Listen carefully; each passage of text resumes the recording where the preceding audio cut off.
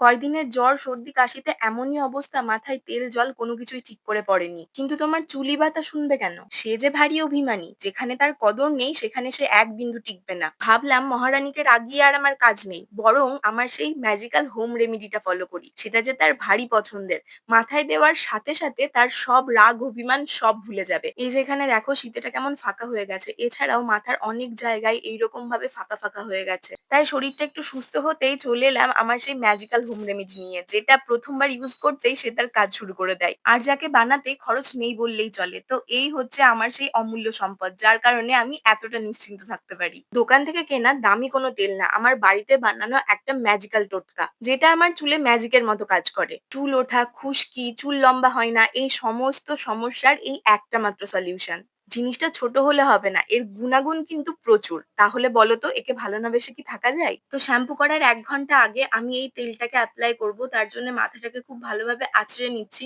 আর দেখো এখন আমার হাতে গোনা মাত্র কয়েকটা চুলই ওঠে। এর আগে একটা ভিডিওতে তোমাদের দেখিয়েছিলাম যে আমার কত, কত চুল উঠতো আর ঠিক কোন হোম রেমেডিটা ফলো করে আমি আমার চুল ওঠাটাকে সম্পূর্ণভাবে কমিয়েছি। কারা, কারা সেই ভিডিওটা দেখেছো আমাকে নিশ্চয়ই জানিও। আর যদি না দেখে থাকো একবার নিশ্চয়ই দেখে এসো। তোমাদের জন্য ভীষণ হেল্পফুল হবে। তোমাদের যদি চুল বা স্কিন সংক্রান্ত কোনো প্রবলেম থাকে আমাকে কমেন্ট সেকশনে জানিও। আমি যেটুকু জানি নিশ্চয়ই হেল্প করব। চলো টাটা।